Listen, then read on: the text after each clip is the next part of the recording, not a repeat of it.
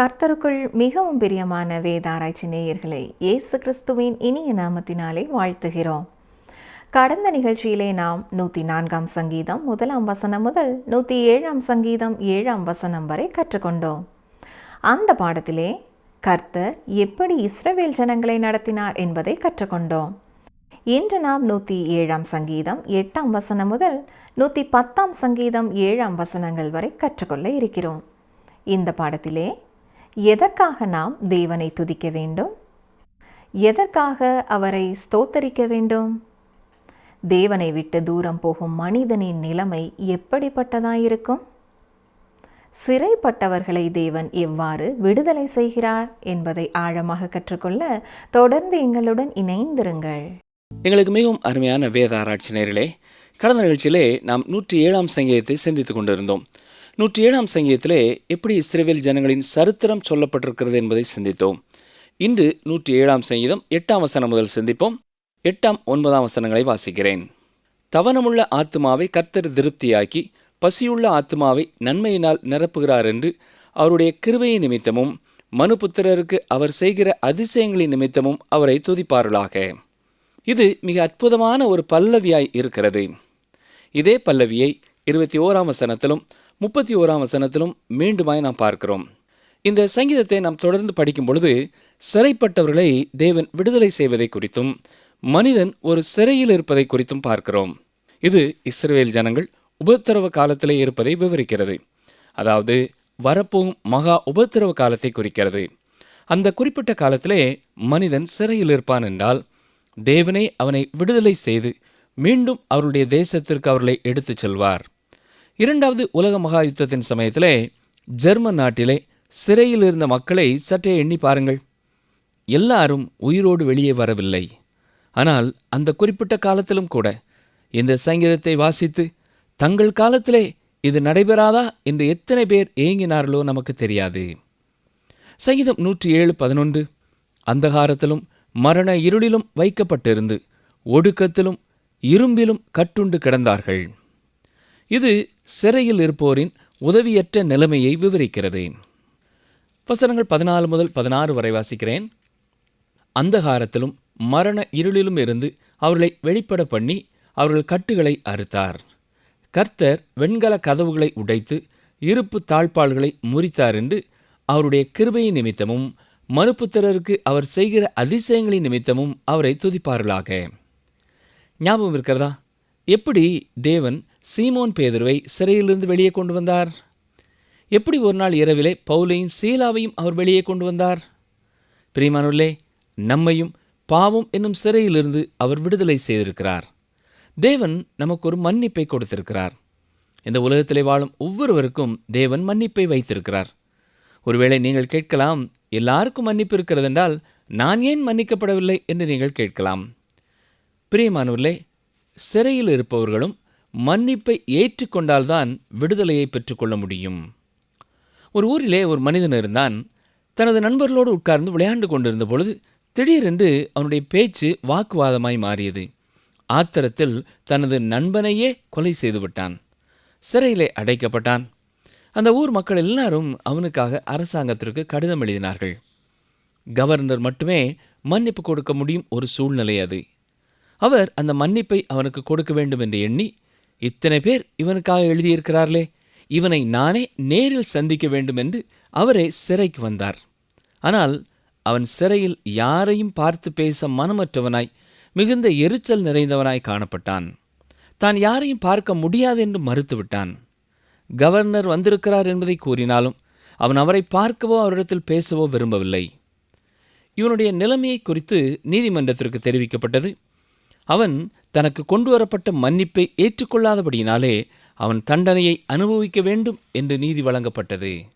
ஆம் பிரியமான சகோதரனை சகோதரியே, நம்முடைய வாழ்க்கையிலும் கூட நமக்கு மன்னிப்பு கொடுக்கப்பட்டிருக்கிறது. ஆனால் யார் யார் அதை ஏற்றுக்கொள்கிறார்களோ அவர்களுடைய வாழ்க்கையிலே தான் அவர்களுக்கு விடுதலை கிடைக்கும். மன்னிப்பை ஏற்றுக்கொள்ளாதவர்கள் விடுவிக்கப்படுகிறதில்லை. இயேசு கிறிஸ்து உங்களுக்கும் மன்னிப்பை கொடுக்கிறார். பாவ மன்னிப்பும் மீட்பும் நமக்கு இலவசமாக கொடுக்கப்படுகிறது. ஆனால் ஏற்றுக்கொள்ள வேண்டியது நம்முடைய பொறுப்பு. நீங்கள் உங்கள் வாழ்க்கையிலே பாவ மன்னிப்பையும் மீட்பையும் ஏற்றுக்கொண்டிருக்கிறீர்களா? பாவத்திலிருந்தும் பாவத்தின் தண்டனையிலிருந்தும் விடுவிக்கப்பட்டிருக்கிறீர்களா? இந்த சங்கீதம் தேவனுடைய இரக்கத்தை குறித்த அருமையான ஒரு ஓவியத்தை நமக்கு காட்டுகிறது. இது எதிர்காலத்தில் இஸ்ரவேல் மக்களுக்கு மிகவும் அர்த்தமுள்ள ஒரு சங்கீதமாய் இருக்கும்.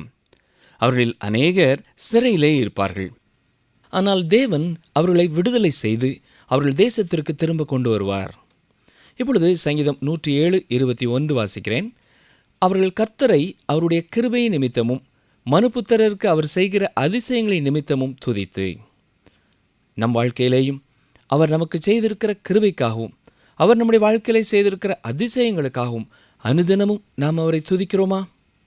வசனம் 22, ஸ்தோத்திர பலிகளை செலுத்தி அவருடைய கிரியைகளை ஆனந்த சத்தத்தோடு விவரிப்பார்களாக. நாம் கர்த்தரண்டை செல்லும் பொழுது அவருக்கு ஸ்தோத்திர பலிகளை செலுத்த வேண்டும். கவனியங்கள், எபிரேயர் 13 முதல் 15 வரை வாசிக்கிறேன். எபிரேயர் 13 15 வரை. நமக்கு ஒரு பலிபீடம் உண்டு, அதற்குரியவைகளை புசிக்கிறதற்கு கூடாரத்தில் ஆராதனை செய்கிறவர்களுக்கு அதிகாரமில்லை. ஏனென்றால் எந்த மிருகங்களுடைய இரத்தம் பாவங்களின் நிமித்தமாக பரிசுத்த ஸ்தலத்துக்குள் பிரதான ஆசாரியனாலே கொண்டு வரப்படுகிறதோ அந்த மிருகங்களின் உடல்கள் பாளையத்துக்கு புறம்பே சுட்டரிக்கப்படும். அந்தபடியே இயேசுவும் தம்முடைய சொந்த இரத்தத்தினாலே ஜனத்தை பரிசுத்தம் செய்யும்படியாக நகர வாசலுக்கு புறம்பே பாடுபட்டார். ஆகையால் நாம் அவருடைய நிந்தையை சுமந்து பாளையத்துக்கு புறம்பே அவரிடத்திற்கு புறப்பட்டு போக கடவோம். நிலையான நகரம் நமக்கு இங்கே இல்லை, வரப்போகிறதையே நாடி தேடுகிறோம். ஆகையால் அவருடைய நாமத்தை துதிக்கும் உதடுகளின் கனியாகிய ஸ்தோத்திர பலியை அவர் மூலமாய் எப்பொழுதும் தேவனுக்கு செலுத்த கடவோம். பிரியமானவர்களே, ஸ்தோத்திர பலி செலுத்துவதற்கு ஆலயத்திற்கு போய்தான் நான் ஸ்தோத்திர பலி செலுத்துவேன் என்று நீங்கள் கூற வேண்டியதில்லை. நீங்கள் எந்த இடத்தில் இருந்தாலும் எந்த நேரத்திலும் உதடுகளின் கனியாகிய ஸ்தோத்திர பலியை செலுத்தலாம். எதற்காக நீங்கள் அவரை துதிக்க வேண்டும், ஸ்தோத்திரிக்க வேண்டும்? அவருடைய பாதுகாவலுக்காக முதலாவது அவருக்கு ஸ்தோத்திரம் செலுத்துங்கள். இந்த நேரம் வரை உங்களை ஜீவனோடும் சுகத்தோடும் காத்து வந்திருக்கிறார். இது எவ்வளவு பெரிய கிருபை இல்லையா? சங்கீதம் 107:23-24 கப்பல் ஏறி கடல் யாத்திரை பண்ணி திரளான தண்ணீர்களிலே தொழில் செய்கிறார்களே, அவர்கள் கர்த்தருடைய கிரியைகளையும் ஆழத்திலே அவருடைய அதிசயங்களையும் காண்கிறார்கள். சங்கீதக்காரன் காலத்திலே கடல் தொழில் செய்வது என்பது மிகவும் ஆபத்தான ஒன்று. கடலிலே வியாபாரத்திற்காக பிரயாணப்படுகிறவர்கள் வந்து சேர்வார்களா இல்லையா என்ற நிச்சயமற்றவர்களாகத்தான் கடந்து செல்வார்கள். இந்த காலங்களிலே பெரிய கப்பல்களிலே பிரயாணம் செய்கிறவர்களை விட, ஆகாய விமானத்திலே பிரயாணம் செய்கிறவர்களை விட அவர்கள் மிக அதிகமாக தங்களுடைய வாழ்க்கையை தேவனுக்கு அர்ப்பணித்தவர்களாய் பிரயாணப்படுவார்கள். ஆனால் பலர் இதை குறித்த எந்த எண்ணமும் கொள்வதில்லை. சாக வேண்டும் என்று விதி இருந்தால் நான் திரும்பி வரப்போவதில்லை என்று எண்ணிக்கொள்வார்கள். ஆனால் பிரயாண நேரங்களிலே நம்மை கர்த்தருடைய கரங்களிலே நாம் ஒப்படைத்து நாம் செல்வது சிறந்த ஒரு பழக்கம். இறுதி கவியை பார்ப்போம். 31 பல்லவியை பார்க்கிறோம். அவர்கள் கர்த்தரை அவருடைய கிருபையின் நிமித்தமும் மனுபுத்திரருக்கு அவர் செய்கிற அதிசயங்களின் நிமித்தமும் துதித்து. இந்த பல்லவியிலே நாம் எல்லாரும் இணைந்து கொள்ளலாம். ஏனென்றால் இன்றும் நம்முடைய வாழ்க்கையிலே அவருடைய வல்லமை நமக்கு தேவை. தாமஸ் அக்வினாஸ் என்பவர் ஒருமுறை தேவாலயத்தின் பணத்தை எண்ணிக்கொண்டிருந்த பொழுது போப் அவர்கள் அங்கே வந்தார்களாம். சர் தாமஸ், இனி எந்த ஒரு திருச்சபையும் முடமான மனிதனை பார்த்து வெள்ளியும் பொன்னும் என்னிடத்தில் இல்லை என்று சொல்ல முடியாதல்லவா என்று கேட்டார்களாம். ஆனால் தாமஸ் அக்வினஸ் திரும்பி பார்க்காமலேயே, நீங்கள் சொல்வது சரிதான் ஐயா, அதுபோலவே எந்த ஒரு முடமான மனிதனை பார்த்தும் எழுந்து நட என்றும் திருச்சபை சொல்ல முடியாது என்றும் கூறினாராம். இன்று நாம் எப்பொழுதுமே பிரச்சனையை குறித்து எண்ணிக்கொண்டிருக்கிறோம், வல்லமையை குறித்து நாம் எண்ணுகிறதில்லை. ஆதி திருச்சபை மக்கள் கர்த்தருடைய வல்லமையை குறித்த உணர்வுள்ளவர்களாய் இருந்தார்கள். ஒருமுறை ஒரு தலைநகரிலே மிக பிரமாண்டமான ஒரு ஊர்வலம் ஒன்று ஒழுங்கு செய்யப்பட்டிருந்தது. பெரிய பெரிய வியாபார நிறுவனங்கள் தங்கள் பெயரிலே ஒவ்வொரு வாகனத்தை அலங்கரித்து ஊர்வலத்திலே கலந்து கொண்டனர். பெரிய எண்ணெய் கம்பெனி ஒன்றின் ஊர்தியும் ஊர்வலத்திலே கலந்து கொண்டது. நடந்தது என்ன தெரியுமா? ஊர்வலம் முடிவடையும் முன்னதாகவே எண்ணெய் இல்லாததினாலே அந்த எண்ணெய் கம்பெனியின் வாகனம் ஓரம் கட்டப்பட்டது. உண்மையிலே என்ன நடைபெற்றிருக்க வேண்டும்? எல்லா ஊர்திகளும் எண்ணெய் இல்லாமல் போனாலும் அந்த வாகனத்திலே எண்ணெய் இருந்திருக்க வேண்டும். அதை பார்த்து அன்றைக்கு எல்லாரும் சிரித்தார்கள். ஆனால் பொறுப்பாயிருந்த யாரோ ஒருவர் தங்கள் கடமையை மறந்து போய்விட்டார்கள். இதை குறித்து ஒருவர் சொல்லும் பொழுது, அந்த வாகனத்தைப் போலத்தான் இன்றைக்கு திருச்சபை இருக்கிறது. வெளியே அலங்காரங்கள், கட்டடங்கள், நிகழ்ச்சிகள், ஆராதனைகள், விளம்பரங்கள் எல்லாம் மிக சிறந்ததாக இருக்கிறது. ஆனால் திருச்சபையிலே வல்லமை இல்லை என்று கூறுகிறார்கள். பிரியமானவர்களே, திருச்சபைக்கு தேவை வல்லமை. ஒவ்வொரு விசுவாசிக்கும் தேவை வல்லமை. நமக்கு வல்லமை இல்லாமல் இருப்பதற்கு ஒரு காரணம், நாம் தேவனை துதித்து போற்றி பாட வேண்டிய அளவு நாம் அவரை போற்றி பாடுகிறதில்லை, அவரை துதிக்கிறதில்லை. சங்கீதம் 107:32, ஜனங்களின் சபையிலே அவரை உயர்த்தி மூப்பர்களின் சங்கத்திலே அவரை போற்றுவார்களாக. ஆம் பிரியமானவர்களே, நாம் தேவனை போற்றி பாட வேண்டும், போற்றி துதிக்க வேண்டும். வல்லமைக்கு முன்னானது அவரை நாம் வாழ்த்தி பாட வேண்டியது. துதியினாலே நிரப்பப்படும் பொழுது அவருடைய வல்லமையையும் நாம் பெற்றுக்கொள்கிறோம். இயேசு கிறிஸ்துவண்டை ஒரு முறை 10 குஷ்டரோகிகள் வந்தார்கள். அவர் அத்தனை பேரையும் குணமாக்கினார். ஆனால் ஒரே ஒரு மனிதன்தான் வந்து அவருக்கு நன்றி செலுத்தினான். ஆனால் இன்றைக்கு இதைவிட குறைவான சதவீத மக்களே கர்த்தர் செய்த நன்மைகளை நினைத்து அவரை துதிக்கிறார்கள். சங்கீதம் 107:43, எவன் ஞானமுள்ளவனோ அவன் இவைகளை கவனிக்க கடவன். ஞானவான்கள் கர்த்தருடைய கிருபைகளை உணர்ந்து கொள்வார்கள். கவனித்தீர்களா?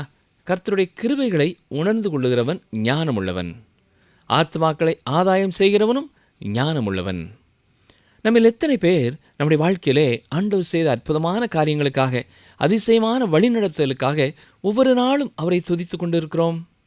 இப்பொழுது 108ஆம் சங்கீதத்திற்குள்ளே கடந்து செல்வோம். இதுவும் தாவீதின் மற்றும் ஒரு சங்கீதம். இது ஒரு அற்புதமான சங்கீதம். இந்த சங்கீதத்தின் முதல் பாதி 57ஆம் சங்கீதத்தைப் போல இருக்கிறது. இதன் இறுதி பகுதி 60ஆம் சங்கீதத்தைப் போல இருக்கிறது. வேதத்தை குறை சொல்கிறவர்கள் குறை சொல்லும் ஒரு காரியம் இது. பிரியமானவர்களே, தேவன் ஒரு குறிப்பிட்ட நோக்கத்திற்காக இந்த சங்கீதத்தை இந்த இடத்திலே வைத்திருக்கிறார். சங்கீதம் 108:1, தேவனே, என் இருதயம் ஆயத்தமாயிருக்கிறது, நான் பாடி கீர்த்தனம் பண்ணுவேன், என் மகிமையும் பாடும். இது மீதமான இஸ்ரவேல் ஜனங்கள், மீட்கப்பட்டவர்கள், தங்கள் வீடுகளுக்கு திரும்ப கொண்டு வரப்பட்டவர்கள் தேவனை துதித்து போற்றி பாடுகிறார்கள்.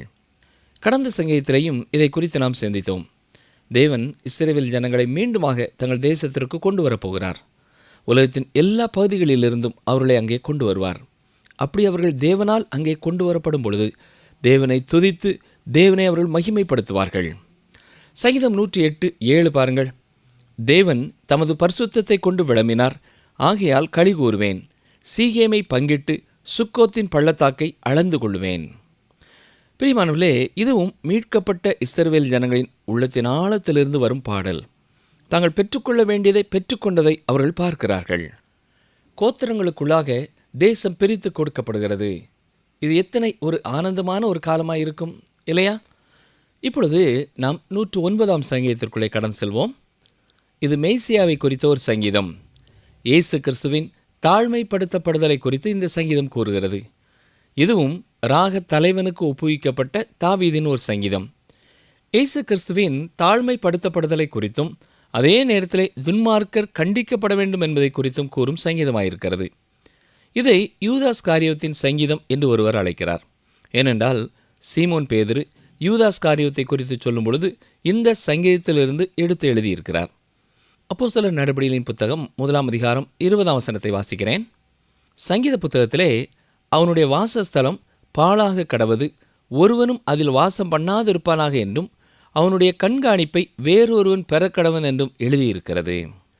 சீமோன் பேதுருதான் யூதாஸ் காரியோத்தின் இடத்திலே மற்றும் ஒருவரை தெரிந்தெடுக்க செயல்பட்டவர் என்று சொல்லலாம். யூதாஸ் காரியத்தை குறித்து இந்த சங்கீதம் எப்படி விவரிக்கிறது என்பதை கவனியுங்கள். சங்கீதம் 109:6 முதல் 9 வரை வாசிக்கிறேன். அவனுக்கு மேலாக துஷ்டனை ஏற்படுத்தி வையும், சாத்தான் அவன் வலது பக்கத்தில் நிற்பானாக. அவன் நியாயம் விசாரிக்கப்படும் போது குற்றவாளியாக கடவன். அவன் ஜெபம் பாவமாக கடவது. அவன் நாட்கள் கொஞ்சமாக கடவது. அவன் உத்தியோகத்தை வேறொருவன் பெற கடவன். அவன் பிள்ளைகள் திக்கற்றவர்களும் அவன் மனைவி விதவையுமாக கடவர்கள். இந்த பகுதி நமக்கு எதை காட்டுகிறது? யூதாஸ் திருமணமாகி பிள்ளைகளை கொண்டவராய் இருந்தார். சங்கீதம் 109:10, அவன் பிள்ளைகள் அலைந்து திரிந்து பிச்சை எடுத்து தங்கள் பாழான வீடுகளிலிருந்து இறந்துண்ண கடவர்கள். பொதுவாக யூதாஸ் காரியத்தை செய்தது சரி என்று அவனுக்காக யாரும் வாதாடுகிறதில்லை.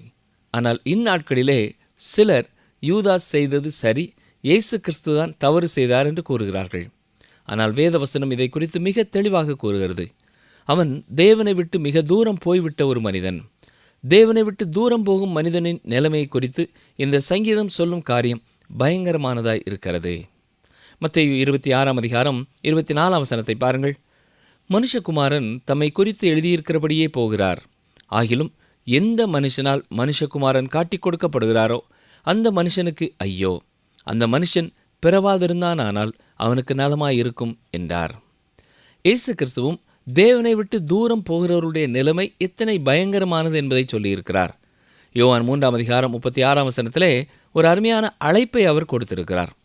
மேலும் அதன் மறுபக்கத்தையும் கூறியிருக்கிறார். ஒளியை குறித்தும் இருளை குறித்தும் அவர் விளக்கம் கொடுத்திருக்கிறார். கவனியங்கள், வாசிக்கிறேன். யோவான் 3:36 குமாரனிடத்தில் விசுவாசமாயிருக்கிறவன் நித்திய ஜீவனை உடையவனாயிருக்கிறான். குமாரனை விசுவாசியாதவனோ ஜீவனை காண்பதில்லை. தேவனுடைய கோபம் அவன் மேல் நிலை நிற்கும் என்றான். பிரியமானவர்களே, இதைவிட இந்த வசனத்தை கடுமையானதாக மாற்ற முடியுமா? தேவனை ஏற்றுக்கொள்ளாதவர்கள் மற்றும் ஒரு வாய்ப்பை பெற்றுக்கொள்வார்கள் என்று தவறாக போதிக்கிறார்கள். அல்லது தேவன் நியாயம் தீர்க்க வேறு ஒரு முறையை கையாளுவார் என்றும் சிலர் சொல்லுகிறார்கள். இயேசு கிறிஸ்து நம்மேலுள்ள கோபத்தை தன்மேல் ஏற்றுக்கொண்டு விட்டார். எனவே இரட்சிப்பை பெற்றுக்கொள்ள ஒரே வழி நாம் அவரை விசுவாசிப்பதுதான்.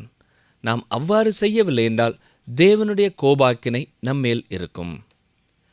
தொடர்ந்து 110 சங்கீதத்தை பார்ப்போம். இது மேசியாவாகிய இயேசு போற்றப்படும் ஒரு சங்கீதம். இந்த சங்கீதமும் 109 சங்கீதத்தைப் போல மேசியாவை குறித்த சங்கீதம். இயேசு கிறிஸ்து பரத்திற்கேறியதோடு கூட இது ஆரம்பமாகிறது.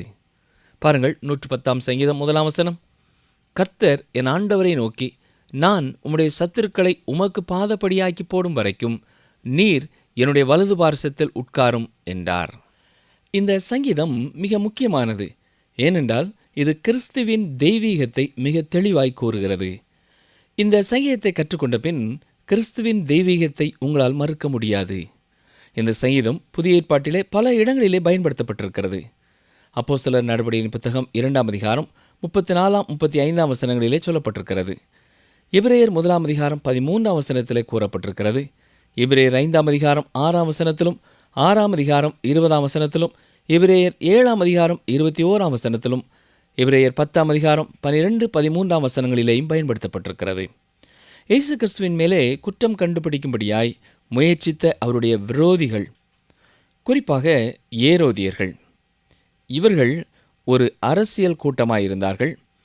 ரோம அதிகாரத்திற்கு விரோதமாய் அவரை பேச வைக்க முற்பட்டார்கள். அதை அவர்களால் செய்ய முடியாமற் போன பொழுது சதுசேயர்கள் மோசேயின் நியாயப்பிரமாணத்தை குறித்து ஒரு வேடிக்கையான கேள்வியை அவரிடத்திலே வந்து கேட்டார்கள். அவர்களும் தோல்வி கண்டபொழுது பரிசேயர்கள் இயேசுவை குற்றம் கண்டுபிடிக்க முற்பட்டார்கள். இயேசு கிறிஸ்து கொடுத்த பதில் அவர்களை அதிர்ச்சியுறச் செய்தது. மேலும் அவர்கள் திட்டங்களை தீட்டும் முன்னதாக இயேசு அவர்களிடத்திலே ஒரு கேள்வியை கேட்டார். கவனியங்கள், வாசிக்கிறேன். மத்தேயு 22 41 46 வரை. பரிசேயர் கூடியிருக்கையில் இயேசு அவர்களை நோக்கி, கிறிஸ்துவை குறித்து நீங்கள் என்ன நினைக்கிறீர்கள்? அவர் யாருடைய குமாரன் என்று கேட்டார். அவர் தாவீதின் குமாரன் என்றார்கள். அதற்கு அவர், அப்படியானால் தாவீது பரிசுத்த ஆவியினாலே அவரை ஆண்டவர் என்று சொல்லியிருக்கிறது எப்படி? நான் உம்முடைய சத்துருக்களை உமக்கு பாதப்படியாக்கி போடும் வரைக்கும் நீர் என்னுடைய வலது பார்சத்தில் உட்காரும் என்று கர்த்தர் என் ஆண்டவரோடே சொன்னார் என்று சொல்லியிருக்கிறானே. தாவீது அவரை ஆண்டவர் என்று சொல்லியிருக்க அவனுக்கு அவர் குமாரனாயிருப்பது எப்படி என்றார். அதற்கு மாறுத்தரமாக ஒருவனும் அவருக்கு ஒரு வார்த்தையும் சொல்லக்கூடாதிருந்தது. அன்று முதல் ஒருவனும் அவரிடத்தில் கேள்வி கேட்க துணியவில்லை. இயேசு கிறிஸ்து நேரடியான ஒரு கேள்வியை கேட்டார். கிறிஸ்துவை குறித்து நீங்கள் என்ன நினைக்கிறீர்கள்? அவர்கள் சொன்னார்கள், அவர்கள் தாவீதின் குமாரன் என்றார்கள். உடனே இயேசு கிறிஸ்து 110 சங்கீதம் 1 அவர்களுக்கு சுட்டி காட்டினார். மேசியாவை குறித்து சொல்லும் அந்த பகுதியை குறித்த அறிவில்லாத அவர்களுக்கு அதை சுட்டி காட்டினார். தாவீதால் எழுதப்பட்ட அந்த சங்கீதம் யெகோவா மேசியாவினிடத்தில் பேசுவதாக வருகிறது. தாவீது மேசியாவை என் ஆண்டவர் என்று அழைக்கிறார். மேசியா தாவீதின் குமாரன் என்பதை ஒத்துக்கொள்ளும் எந்த யூதனும் இந்த சங்கீதத்தை படிக்கிறான். இந்த சங்கீதத்திலே தாவீது மேசியாவை என் ஆண்டவர் என்று கூறியிருக்கிறார். இது எதை காட்டுகிறது? மேசியா இந்த உலகத்திலே ஆளுகை செய்யும் ஒரு சாதாரண ராஜாவை விட மேலானவர் என்பதை காட்டுகிறது. மட்டுமல்ல, தாவீது அவரை ஆண்டவர் என்று அழைத்திருக்கிறபடினாலே எப்படி அவர் தாவீதின் குமாரனாக முடியும்? அந்த ஆண்டவர் இயற்கையான பிறப்பிலே தாவீதின் வம்சத்திலே பிறக்க முடியாது. இயற்கைக்கு அப்பாற்பட்ட ஒரு வகையிலே தான் பிறக்க முடியும்.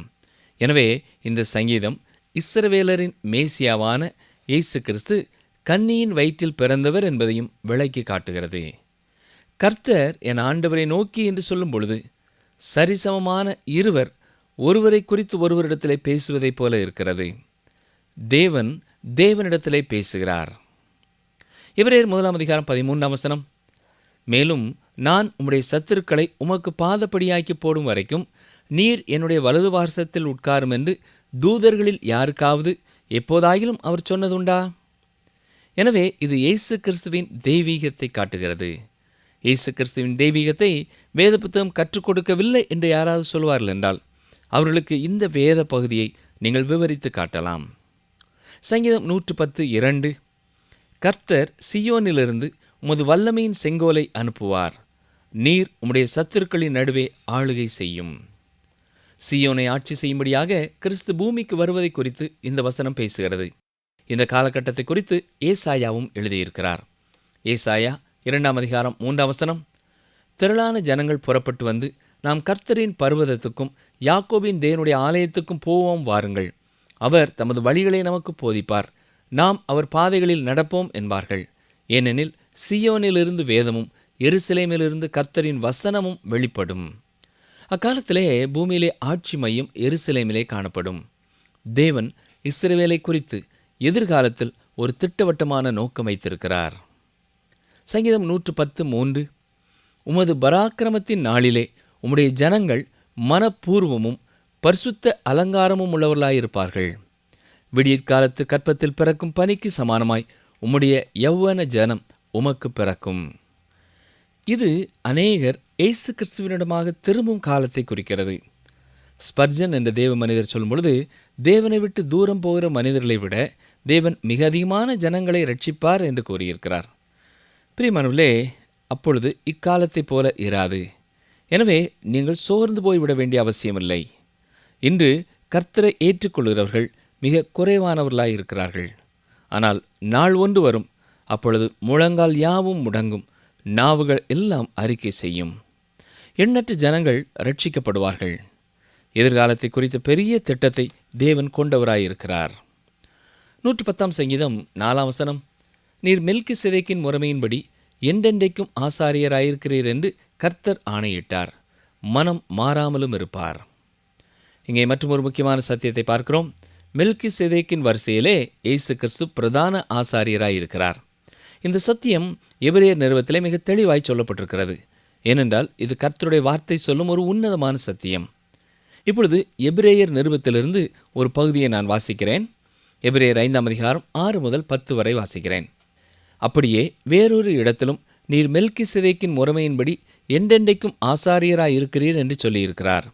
அவர் மாம்சத்திலிருந்த நாட்களில் தம்மை மரணத்தினின்று ரட்சிக்க வல்லமையுள்ளவரை நோக்கி பலத்த சத்தத்தோடும் கண்ணீரோடும் விண்ணப்பம் பண்ணி வேண்டுதல் செய்து தமக்கு உண்டான பயபக்தியின் நிமித்தம் கேட்கப்பட்டு அவர் குமாரனாயிருந்தும் பட்ட பாடுகளினாலே கீழ்ப்படிதலை கற்றுக்கொண்டு தாம் பூரணரான பின்பு தமக்கு கீழ்ப்படுகிற யாவரும் நித்திய ரட்சிப்பை அடைவதற்கு காரணராகி மெல்கிசேதேக்கின் முறைமையின்படியான பிரதான ஆசாரியர் என்று தேவனாலே நாமம் தரிக்கப்பட்டார்.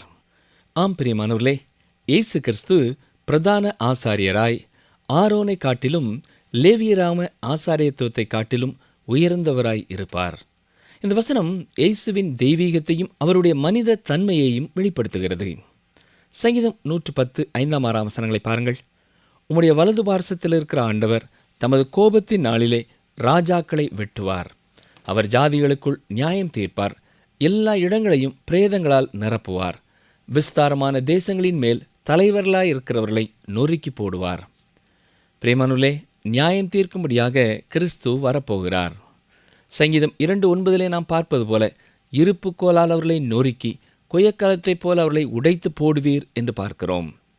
சங்கீதம் 110:7, வழியிலே அவர் நதியில் குடிப்பார், ஆகையால் அவர் தமது தலையை எடுப்பார். வேத பண்டிதர் ஒருவர் சொல்லும் பொழுது இந்த வசனத்திலே இயேசு கிறிஸ்து தாழ்மைப்படுத்தப்படுவதை குறித்தும் மைமைப்படுத்தப்படுவதை குறித்தும் கூறப்பட்டிருக்கிறது. தாழ்மைப்படுத்தப்படுவது வழியிலே அவர் நதியிலே குடிப்பார் என்று சொல்வது. ஞாபகம் இருக்கிறதா? கிதியோன் யுத்தத்திற்கு செல்லும் பொழுது நதியிலே எல்லாரும் தண்ணீர் குடிக்கும்படியாக விடப்பட்டார்கள். முழங்கால் படியிட்டு நாயைப் போல தண்ணீரை நக்கி குடித்தவர்கள் வெற்றியிலே பங்கு உண்டார்கள். ஆனால் அவர் மிகவும் ஆழமான, அதைவிட மிகவும் ஆழமாக சென்றார். பாடுகள், மரணம் என்னும் ஆழத்தை அவர் குடித்தார். எனவே தேவன் அவரை உயர்த்தினார் என்று குறிப்பிட்டிருக்கிறார். இது எத்தனை அருமையான இயேசு கிறிஸ்துவை வெளிப்படுத்தும் ஒரு சங்கீதமாக இருக்கிறது இல்லையா? ஆண்டவராய் இயேசு கிறிஸ்து நமக்காக சிலுவையிலேப்பட்ட பாடுகளுக்காக அவருக்கு நாம் நன்றி செலுத்துவோம். அவரை ஏற்றுக்கொள்ளாத எண்ணற்ற மக்கள் அவரை அறிந்து கொள்ளவும், அவரை விசுவாசித்து இரட்சகராக ஏற்றுக்கொள்ளவும் கருத்தோடு ஜெபிப்போம், உழைப்போம். கர்த்தருடைய நாமம் மகிமைப்படட்டும், அநேகர் கர்த்தரை கண்டுகொள்ளட்டும். அப்படிப்பட்ட கிருபைகளை தேவன் நம் காலங்களிலேயும் கட்டளையிடுவாராக. ஆமேன். அன்பர்களே, இயேசு கிறிஸ்து உங்களுக்கும் மன்னிப்பை கொடுக்கிறார். பாவ மன்னிப்பும் மீட்பும் நமக்கு இலவசமாக கொடுக்கப்படுகிறது. ஆனால் ஏற்றுக்கொள்ள வேண்டியது நம்முடைய பொறுப்பு. நீங்கள் உங்கள் வாழ்க்கையிலே பாவ மன்னிப்பையும் மீட்பையும் ஏற்றுக்கொண்டிருக்கிறீர்களா? அவரை ஏற்றுக்கொள்ளாத எண்ணற்ற மக்கள் அவரை அறிந்து கொள்ளவும், அவரை விசுவாசித்து இரட்சகராக ஏற்றுக்கொள்ளவும் கருத்தோடு ஜெபிப்போம், உழைப்போம். மீண்டும் அடுத்த நிகழ்ச்சியிலே சந்திப்போம். கர்த்தர் உங்களை ஆசீர்வதிப்பாராக. சிறுமைப்பட்டவனுக்கு கர்த்தர் அடைக்கலமானவர், நெருக்கப்படுகிற காலங்களில் அவரே தஞ்சமானவர். சங்கீதம் 9:9.